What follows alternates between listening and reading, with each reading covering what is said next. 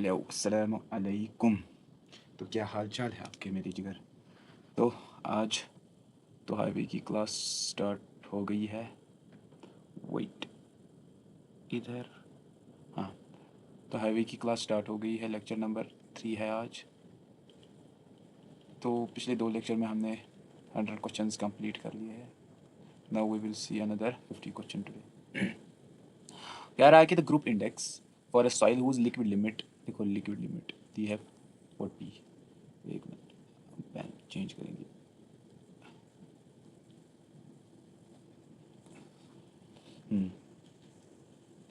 I think red ठीक है ना। रेड ही ठीक है because it is more visible. Liquid limit 40 है। जो प्लास्टिक लिमिट, प्लास्टिक इंडेक्स है आईपी, वो 10% है, ये 40% है। और percentage micron I sieve is 35 which is passing from 75। तो 75 माइक्रॉन सीव से जो पास करे उसकी क्या है वैल्यू 35। अब देखो, जब भी हम ग्रुप इंडेक्स निकालते हैं उसकी एक फार्मूला होती है GI, होती है 0.2A plus 0.01 BD plus 0.005 AC। अब हम बात करेंगे कि जो A है वो किसके बराबर होता है। तो जो A है ना वो होता है यही परसेंटेज पासिंग, कितना है 35। तो 35 माइनस वो होता है, एक मिनट, वो होता है P माइनस 35। B होता है हमारे पास यही P माइनस 15। और सी होता है, किसके बराबर होता है सी होता है WL माइनस 40। और डी होता है हमारे पास डब्ल्यू आई पी माइनस 10। तो क्या आ जाएगा, पी हमारे पास गिवन है क्वेश्चन में 35 माइनस 35 तो 0। पी क्या है 35 माइनस 15, तो बी आ जाएगा 20। ये भी 0 आ जाएगा क्योंकि लिक्विड लिमिट कितनी है 40 है, तो ये भी 0। और 10 ये भी 0। तो खाली बी 0। इफ बी इज 0, देखो ए बी ये टर्म भी 0। बी तो 20 बट डी इज 0, तो ये टर्म भी 0 और ये टर्म भी, तो 0 इज द आंसर।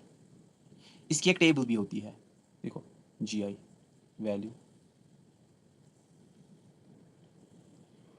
जितना एक कम होता है उतना ही हमारा पेमेंट अच्छा होता है। तो if it is 0 to 2, good. If the value of GI is 2 to 4, then it will be fair. If it is 4 to 9, तो पुअर कैटेगरी में आती है। If it is greater than 9, तो it is very poor. GI value होती है 0 to 20 तक।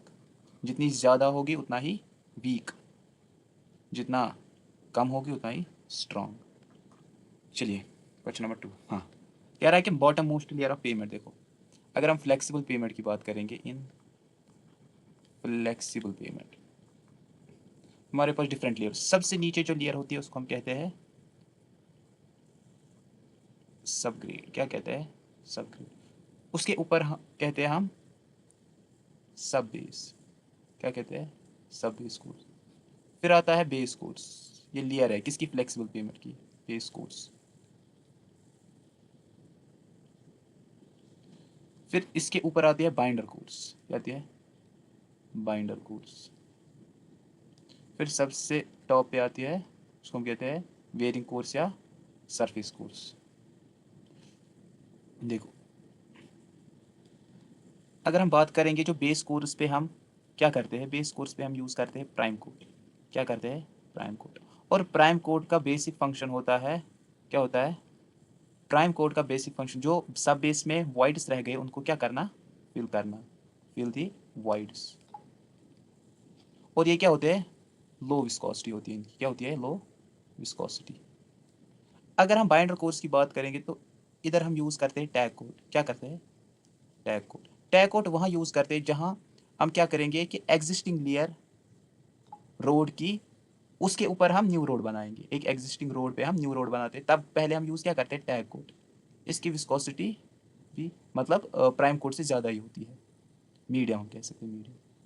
अब जो सरफेस कोर्स पे हम करते हैं उसको हम कहते हैं surface code. Surface code, prime code seal code कहते हैं, sorry seal code, seal code. और ये सील कोट इसकी विस्कोसिटी हाई होती है, हाई विस्कोसिटी। तो ये 3 याद रखना। तो कह रहा है कि bottom most layer of pavement is known as subgrade. कह रहा है कि flexible pavement distributes the wheel load.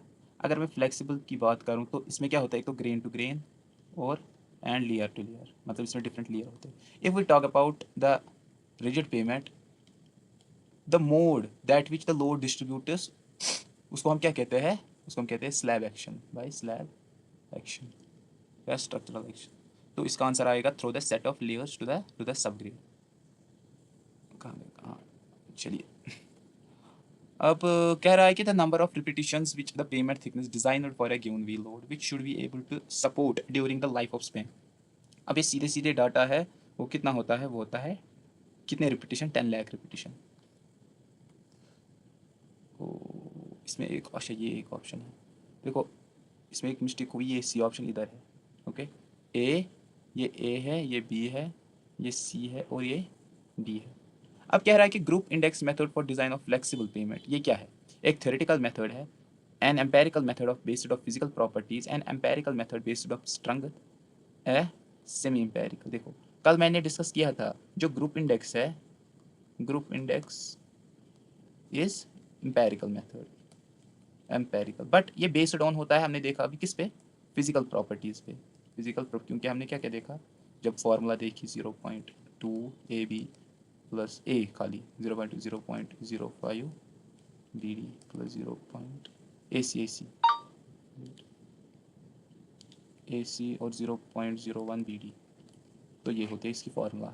तो इसका आंसर है B, an empirical with physical properties. चलिए अब कह रहा है कि, हाँ कह रहा है कि सिलेक्ट द करेक्ट स्टेटमेंट। कह रहा है कि more the value of group index less thickness of pavement will required.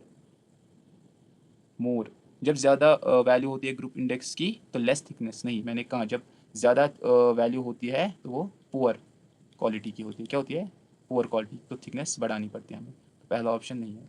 Second option कह रहा है more the value of C B R greater thickness of pavement will be required.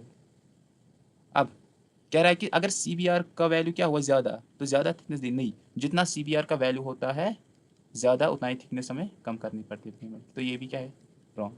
कह रहा है कि minimum and maximum value of group index is 0 to 20 respective. Yes, ये तो अभी अभी देखा हमने कि 0 to 20 क्या होती है इसकी मिनिमम और मैक्सिमम रेंज। चलिए ऑप्शन नंबर सी, हाँ चलिए। कह रहा है if the group index value of subgrade is between, अगर इसकी वैल्यू है 5 to 9, हमने अभी देखा कि हमारे पास क्या था 0 to 2, 2 to 4, 5 to 9 greater than 9, तो ये था गुड, गुड, ये था पियर, था पुअर, था वेरी पुअर, तो 5 to 9 तो पुअर, करेक्ट। अब कह रहा है कि टायर प्रेशर इन्फ्लुएंसेस, जो हमारे पास टायर प्रेशर किसको इन्फ्लुएंस करता है, आपको पता है टायर किस पे चलता है, टायर चलता है इस सरफेस कोर्स पे, तो वो किसको इन्फ्लुएंस करेगा, इसी सरफेस कोर्स को, तो tyre influence the quality of surface course. अब कह रहा है कि rigidity factor for tyre pressure greater than है क्या, 7। तो हमें पता है कि जो रिजिडिटी फैक्टर होता है वो क्या होता है, contact pressure divided by tyre pressure. कह रहा है कि जो टायर प्रेशर है वो ग्रेटर देन है 7, कॉन्टैक्ट क्या होता है 7 ही होता है। अगर टायर प्रेशर है ग्रेटर देन 7 तो इसकी वैल्यू लेस देन 1 आएगी, तो ऑप्शन इज बी। अब कह रहा है कि in a dual wheel assembly if P is equal to each wheel, S is the centre to centre distance of dual wheel and D is the distance between between walls of wheel, then इसमें से correct, देखो पहले मैं आपको ऐसे समझाता हूँ। देखो ये एक व्हील है, ये दूसरा एक व्हील है, इस पर भी लोड आ रहा है, इस पर भी P लोड आ रहा है, कह रहा है P लोड। अब जो ये डिस्टेंस है ना between the tyre walls, wheel walls, इसको हम कहते हैं D, हाँ D। और जो सेंटर टू सेंटर डिस्टेंस है, सेंटर टू सेंटर डिस्टेंस, इसको हम कहते हैं S, क्या कहते हैं, S कहते हैं।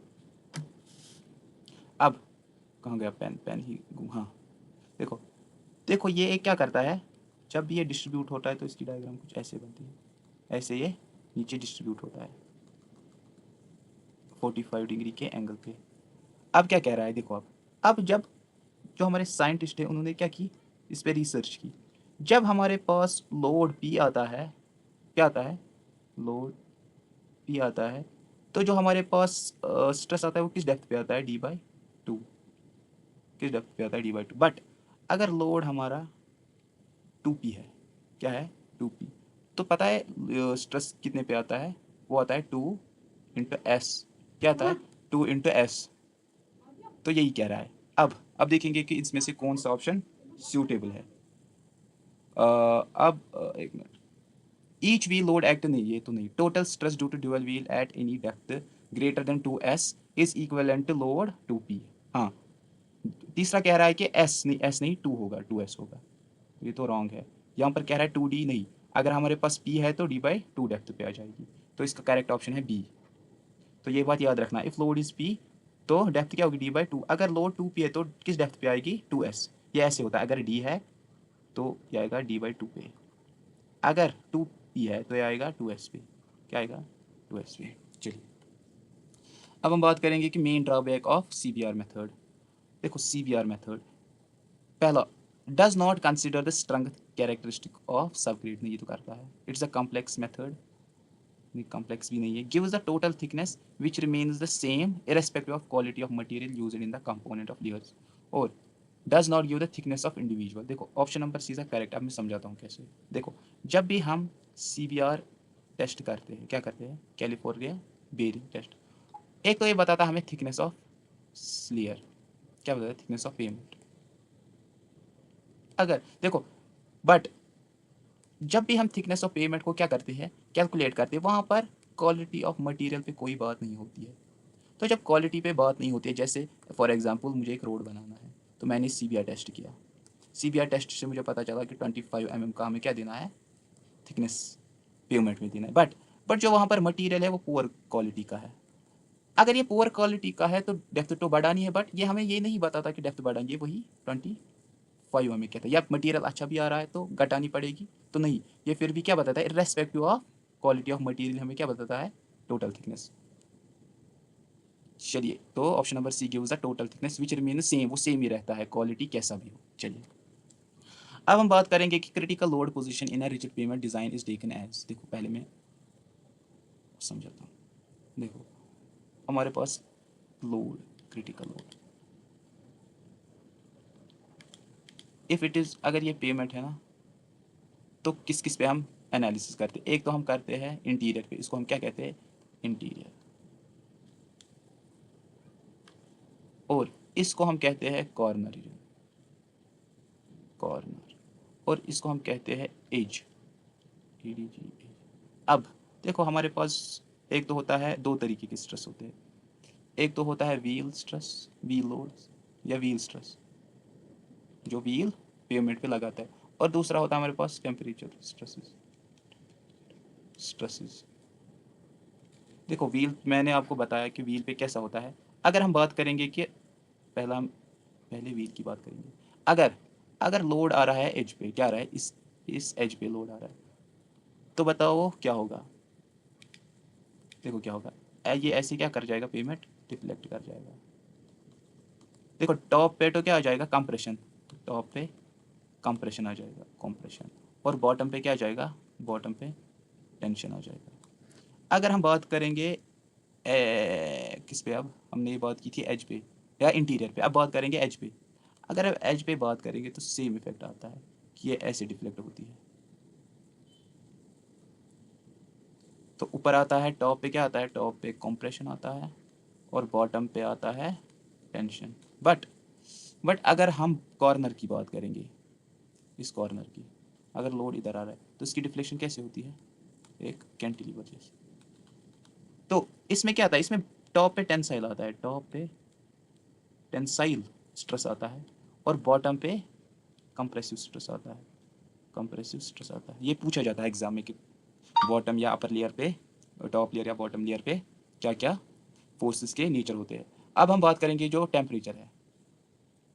देखो टेम्परेचर में हमारे पास दो टाइप्स होते हैं, एक तो होता है वार्पिंग स्ट्रेसेस, वार्पिंग स्ट्रेसेस, और दूसरा होता है हमारे पास फ्रिक्शनल स्ट्रेसेस, फ्रिक्शनल स्ट्रेसेस। जो वार्पिंग होता है ये होता है डेली बेसिस पे, क्या होता है, डेली बेसिस पे। और जो फ्रिक्शनल होता है ये होता है सीजनल वेरिएशन से, डेली वेरिएशन और सीजनल वेरिएशन, जैसे समर विंटर, और ये डेली मतलब डे और नाइट। अगर हम बात करेंगे अब डे की, क्या बात करें डे की, अगर ये पेवमेंट है तो टॉप पे क्या होगा, टॉप पे टेम्परेचर ज़्यादा होगा। जब टॉप पे टेम्परेचर ज़्यादा होगा तो ये क्या कर जाएगी, एक्सपैंड, तो इसका नेचर क्या होगा, ऐसे ऐसे आएगा, ऐसे ही। तो जो टॉप पे क्या आता है, अब देखोगे टॉप पे ये क्या करती है, टेंसाइल, बट जो स्ट्रेस आती है वो कौन सी आती है, कंप्रेसिव। देखो कोई चीज़ ऐसे में खींचूंगा तो उस पर स्ट्रेस कैसे आएंगे, वो आएंगे कंप्रेसिव। तो यही अगर ये टेंसाइल नेचर का है तो स्ट्रेस कैसे आएंगे, उसके अपोजिट कंप्रेसिव। तो टॉप पे आ जाएगा कंप्रेसिव और बॉटम पे आ जाएगा टेंसाइल। अगर हम बात करेंगे नाइट, नाइट में, तो नाइट में क्या होगा कि नीचे वाली एक्सपेंड होगी, ऐसे ऐसे। तो जब नाइट की बात करेंगे तो टॉप पे क्या आ जाएगा, टॉप पे आ जाएगा ये इधर कंप्रेसिव, टॉप पे टेंशन आ जाएगा और बॉटम पे आ जाएगा कंप्रेशन, याद रखा। अब seasonal variation, seasonal variation simply होता है अगर मेरे पास समर सीजन है तो ये एक्सपेंड करेगा, अगर ये एक्सपेंड करेगा तो नेचर क्या होगा स्ट्रेसेस का, कंप्रेसिव, क्योंकि ऐसे में जब खींच रहा हूँ तो उसमें फोर्सेस क्या आ रहे हैं, टेन कंप्रेसिव, मैं टेंशन दे रहा हूँ किसी रबर बैंड को, तो फोर्सेस क्या आ रहे हैं उसमें, अंदर के इंटरनल स्ट्रेस तो आ रहे हैं कंप्रेसिव, वो अपनी पोजीशन पे वापस जाना चाहता है। और अगर विंटर है, विंटर में क्या होता है, कंप्रेसिव फोर्स, तो स्ट्रेसेस क्या आएंगे, टेंसाइल। तो ये हमारी बात हुई इनकी। कह रहा है कि critical load position in rigid pavement design taken है, हमें पता है इंटीरियर भी लेते हैं, कॉर्नर भी लेते हैं और एज भी लेते हैं, तीनों लेते हैं। अब कह रहा है the critical combination of stress for corner region in, देखो जब भी हम कॉर्नर रीजन की बात करेंगे तो उसमें जो फ्रिक्शनल स्ट्रेस हम कहते हैं, जो सीजनल वेरिएशन वो जीरो करते हैं, कॉर्नर पे फ्रिक्शनल स्ट्रेस जीरो होते हैं। तो इसमें आएगा लोड प्लस ऑनली वार्पिंग, या ये क्या होता है, ये व्हील का होता है, व्हील, ये वार्पिंग होता है ड्यू टू डेली वेरिएशन। अब हम बात करें tie bars in cement concrete payment और एट, देखो इसके लिए मैं डायग्राम बनाता हूँ, उससे आपको समझ में जाएगा। ये रिजिड पेमेंट है मैंने बनाई,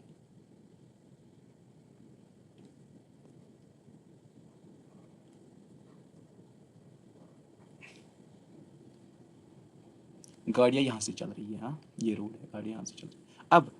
अब ये क्या है, ये लॉन्गिट्यूडनल जॉइंट है, क्या है, लॉन्गिट्यूडनल जॉइंट। जो लॉन्गिट्यूडनल जॉइंट पे बार्स होती है उनको हम कहते हैं टाई बार, क्या कहते हैं, टाई बार। क्या कहा मैंने, जो भी बार्स लॉन्गिट्यूडनल जॉइंट पे होते हैं उनको हम कहते हैं टाई बार। और टाई बार की एक खासियत होती है, ये लोड को डिस्ट्रीब्यूट नहीं करती है, बस ये किसके काम आती है, कि टू प्रिवेंट डिफरेंशियल सेटलमेंट, ये जो दो पेवमेंट्स है आपस में रिजिड, वो उसकी अनइवन सेटलमेंट ना हो, इसकी वजह से हम टाई बार यूज़ करते हैं। तो to prevent differential settlement, differential settlement. अब हम बात करेंगे जो ये वाला है ना, ये इनको हम कहते हैं एक्सपेंशन जॉइंट, ये। और जो एक्सपेंशन, या हम इसको कहते हैं लेटरल जॉइंट्स, क्या कहते हैं हम, लेटरल जॉइंट्स या एक्सपेंशन। जो इन पे होते हैं, इन पे हम कौन सा बार यूज़ करते हैं, डोवेल बार। और डोवेल बार का एक काम होता है, ये जो हमारे पास स्ट्रेसेस है उनको क्या करता है, डिस्ट्रीब्यूट करता है। जैसे इसमें कुछ स्ट्रेस है, ये क्या करेगा, ये इस वाले पेमेंट को क्या करेगा, इस स्लैब को क्या करेगा, वो डिस्ट्रीब्यूट करेगा। तो डोवेल बार्स स्ट्रेस डिस्ट्रीब्यूट करते हैं और also to prevent differential settlement. तो टाई बार्स का पूछा है तो ये हम यूज़ करते हैं एट लॉन्गिट्यूडनल जॉइंट्स। अब बात करते हैं कि मैक्सिमम स्पेसिंग ऑफ कंट्रैक्शन। देखो जब हमारे पास अनरीइंफोर्स्ड में होता है, रीइंफोर्स नहीं होती है पेमेंट में, अनरीइंफोर्स्ड, अगर मेरी जो स्लैब है वो 10, 15 या 20 सेंट mm है, तो जो हम मैक्सिमम स्पेसिंग लेते हैं वो 4.5 मीटर लेते हैं, क्या लेते हैं, 4.5 मीटर लेते हैं, 4.5 मीटर लेते हैं। तो इसका आंसर क्या आ जाएगा, सी ऑप्शन, जब ये अनरीइंफोर्समेंट की केस है। अब हम बात करेंगे कि the maximum thickness of expansion joint in rigid payment is, देखो क्या कह रहा है कि maximum thickness of expansion joint कितना होता है, तो वो होता है, कहाँ गया, maximum thickness of expansion joint in rigid payment होता है 25, जैसे होता है 2.5 सेंटीमीटर, एंड लेंथ वाइज हम 140 मीटर से ज़्यादा नहीं दे सकते। तो ये दो डाटा आप याद रखना। अब कह रहा है कि the function of N expansion joint in rigid payment is, तो देखो एक्सपेंशन जॉइंट का काम क्या होता है, जब भी हम एक रोड में एक्सपेंशन जॉइंट देते हैं, क्या देते हैं, एक्सपेंशन जॉइंट, तो हम क्या करते हैं कि ये क्या करे, फ्री टू एक्सपेंड करे। जब ये एक्सपेंड करेगा इसमें जीरो स्ट्रेसेस आते हैं। जब जीरो स्ट्रेस आए तो जीरो क्रैक्स डेवलप होते हैं। तो ये क्या करता है, ये एलो फ्री एक्सपेंशन करता है। रिलीव नहीं करता है, रेजिस्ट रेजिस्ट कहाँ से करेगा जब ये फ्री एक्सपेंशन होगा। क्वेश्चन नंबर 120 क्या कह रहा है, a traffic survey revealed the present average daily traffic of commercial vehicles. Daily कितनी है, 1000 व्हीकल्स। कह रहा है कि the annual rate of growth, ये लास्ट नोन क्या है, व्हीकल। कह रहा है कि जो rate of growth of traffic है एनुअली वो 8% है, 8%। The pavement construction is completed in 13 years, and क्या है 13 ईयर्स। अब कह रहा है कि the number of vehicle for design of, देखो हमें पता है हम ये कैसे निकालते हैं, ये निकालते हैं हम इस फॉर्मूले से। 1000 जो नोन होता है ये हम एनवायरमेंट में भी पढ़ते हैं, जियोमेट्रिक इंक्रीज मेथड। 1 प्लस जो मेरे पास क्या है परसेंटेज है एनुअल ग्रोथ, वो कितना है 8%, 8/100 डिवाइड बाई कितने साल के लिए, एन क्या होता है इधर, तो एन है 13। तो करेक्ट आंसर है 1000, 1 प्लस 0.08 30। तो ये क्या आएगा 1000 1.08 30 ना, 3 ईयर के लिए, नॉट 13, 3 ईयर के लिए।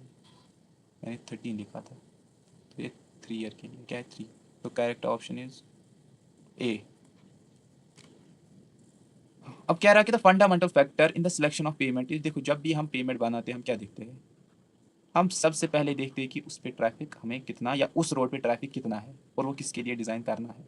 तो हम क्या पहले देखते हैं, इंटेंसिटी ऑफ ट्रैफिक क्या होगी इस पर, क्योंकि डिज़ाइन तो बेसिकली इसी के लिए करना है। अगर कम है तो हम क्यों ही करेंगे। Now we are the most suitable material for highway. देखो हाईवे एम्बैंकमेंट के लिए हम जनरली प्रेफर करते हैं ग्रैन्युलर सॉइल्स को। कह रहा है कि maximum daily traffic capacity of bituminous pavement is, तो जब maximum daily capacity of bituminous pavement होती है 1500 tons per day as per IRC। ये डेटा बेस्ड है, इसमें क्या समझाऊं मैं। अब the most suitable equipment of compacting clays, ये तो सबको पता होगी, बहुत इजी क्वेश्चन है।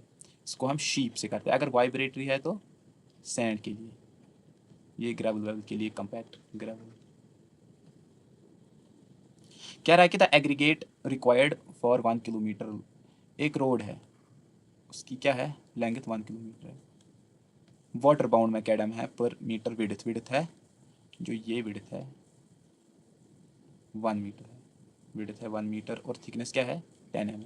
कह रहा है कि एग्रीगेट कितने लगेंगे, तो हम सीधे क्या करेंगे 1000 मीटर, क्योंकि मीटर में आंसर देना है, इंटू 10 डिवाइडेड बाई, ये mm में है इसको मीटर में कन्वर्ट करते 1000 इंटू 1, 1 क्या आएगा, इसकी सीधे वॉल्यूम निकालना है, तो ये क्या आएगा 10, ये और ये खत्म, तो 10 मीटर क्यूब। बट इसने क्या कहा है वाटर बाउंड मैकेडम, जब भी हम वाटर बाउंड मैकेडम बनाते हैं तो उसमें क्या हम यूज़ करते हैं स्टोन डस्ट, क्या हम यूज़ करते हैं स्टोन डस्ट या कोई सा भी मटीरियल। तो उसको हमें क्या करना है इंक्रीज करना है, ये लेना है हमें 20% इसका। तो चलिए 10 प्लस इसका 20%, इसका 10 का 20% कितना आता है 10 into 20/100 is equal to 10 1 R 10 2 R 2 1 R 2 10 R 10 1 R 10 2 R, तो ये आएगा 12 मीटर क्यूब। 10 नहीं आएगा 12 आंसर आएगा 12 क्यूबिक मीटर।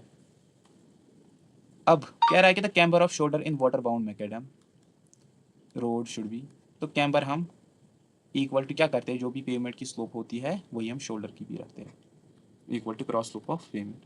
कह रहा है कि the binder normally used in flexible pavement, बहुत ही आसान सा कोई भी बता सकता है फ्लेक्सिबल पेमेंट क्या हम करते हैं बिटुमिन।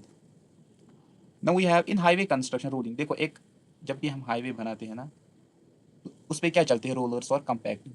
तो सबसे बेस्ट पॉसिबल क्या होता है, रोलिंग किससे स्टार्ट करते हैं, रोलिंग हम करते हैं साइड से स्टार्ट टूवर्ड्स द सेंटर। तो ये क्या होता है एक बेस्ट पॉसिबल वे होता है जिससे एफिशिएंसी इंक्रीज होती है। तो साइड्स प्रोसीड्स टू सेंटर, पहले साइड्स प्रोसीड करते हैं सेंटर को।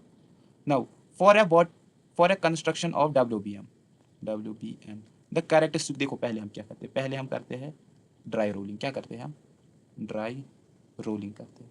फिर हम क्या करते हैं एप्लीकेशन ऑफ स्क्रीनिंग करते हैं, एप्लीकेशन ऑफ स्क्रीनिंग। फिर हम वेट रोलिंग करते हैं, क्या करते हैं वेट रोलिंग, जब भी स्क्रीनिंग करी फिर वेट उस पर वेट रोलिंग। फिर क्या करते हैं हम एंड में एप्लीकेशन ऑफ फिलर करते हैं, एप्लीकेशन ऑफ फिलर। तो इसमें से कौन application of filler but dry rolling, wet roll नहीं, वेट रोलिंग बाद में करते, पहले application of screen, dry rolling application of filler, नहीं फिलर तो एंड में, dry rolling application of screen, wet rolling, हाँ ऑप्शन सी इज करेक्ट। अब कह रहा है in penetration macadam construction the between, देखो पेनिट्रेशन को हम कहते हैं, उसको हम ग्राउट कंस्ट्रक्शन कह सकते हैं, grout construction, grout macadam construction. अब कह रहा है कि इसमें हम क्या करते हैं, देखो ग्राउट में हमें पता है पहले हम क्या करते हैं, पहले हम एग्रीगेट को बिछाते हैं, फिर उस पर क्या करते हैं, हम स्प्रे करते हैं क्या, अपने बिटुमिन को। तो इन पेनिट्रेशन, ये ग्राउटिंग के बारे में पूछा क्योंकि पेनिट्रेशन मैकेडम का दूसरा नाम क्या है, ग्राउट कंस्ट्रक्शन।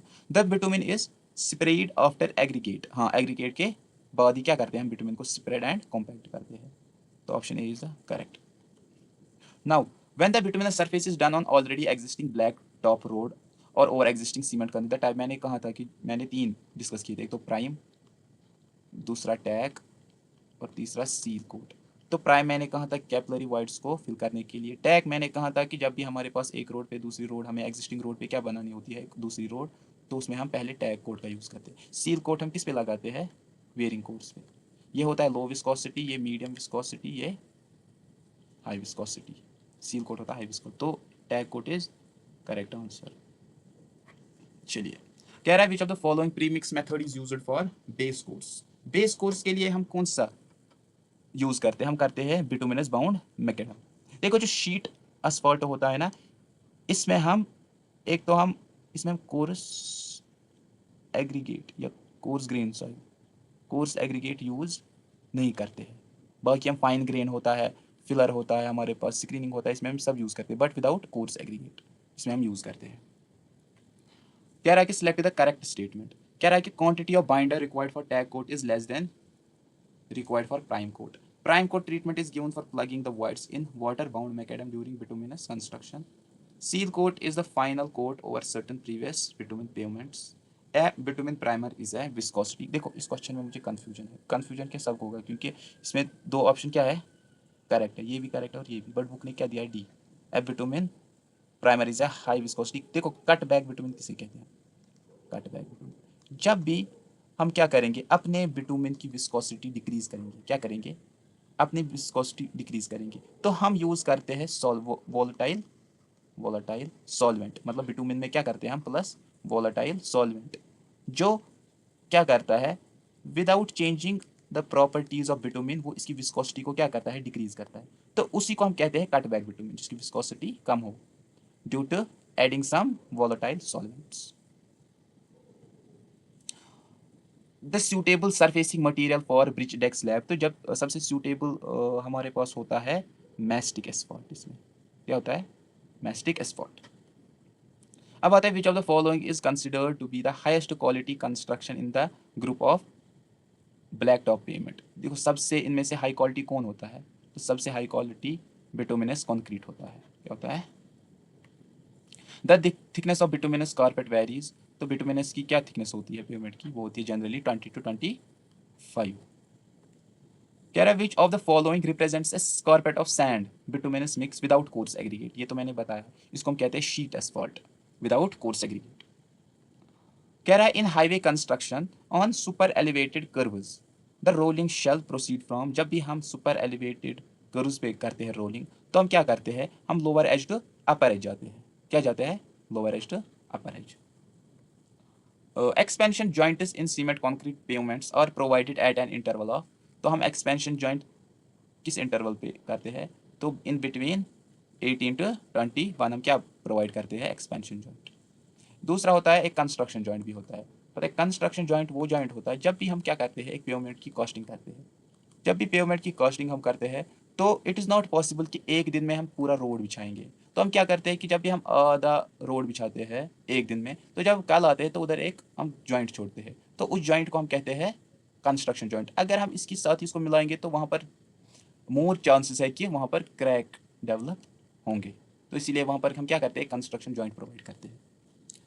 कह रहा है कि सिलेक्ट द इनकरेक्ट स्टेटमेंट, बोल रहा है कि contraction joints are space closer than expansion joints, हाँ कंट्रैक्शन जॉइंट होते हैं क्या, कम होते हैं किससे, ये तो ठीक है। कह रहा है कि longitudinal joints provided in cement concrete road to prevent longitudinal cracking, ये भी तो ठीक बात है। कह रहा है कि dowel bars are provide in longitudinal, नहीं नहीं नहीं, ये तो कौन सा वाला था, tie tie bar are provided, मैंने कहा था क्योंकि जब भी हम लॉन्गिट्यूडनल में प्रोवाइड करते हैं तो कौन सा करते हैं, टाई बार, और लेटरल में करते हैं डोवेल बार। तो इनकरेक्ट यही है, तो option C is the correct. अब कह रहा है क्या, hill is one which passes through a terrain with a cross slope. देखो मैंने आपसे कहा था, एक होता है प्लेन, प्लेन, दूसरा होता है रोलिंग, तीसरा होता है माउंटेनियस, इसी को हम क्या कहते हैं, हिल कहते हैं, और तीसरा होता है स्टीप। अब प्लेन क्या होता है, प्लेन होता है 0 to 10, रोलिंग होता है 10 to 25, यह होता है 25 से लेकर 60 तक की, ग्रेटर देन 60% होता है। तो अब कह रहा है किसमें, माउंटेनियस में होता है 25 to 60। तो option C is the correct answer. Now, in hill roads, if several alternate alignments are surveyed which fulfills the geometric standards, okay, then the preferred alignment is the one which has, देखो हम generally prefer करते हैं कौन सा वाला alignment, जिसकी जो resisting length होगी वो मिनिमम होगी, resisting length should be minimum. तो option A is B is the correct. अब कह रहा है कि the camber of hill road in case of bituminous surfacing is adopted. देखो मैंने आपसे ये भी डिस्कस कर लिया था कल के, एक तो होता है बिटुमिनस कंक्रीट पेवमेंट, दूसरा होता है थिन बिटुमिनस, थिन बिटुमिनस, तीसरा होता है WBM, और चौथा होता है अर्दन रोड।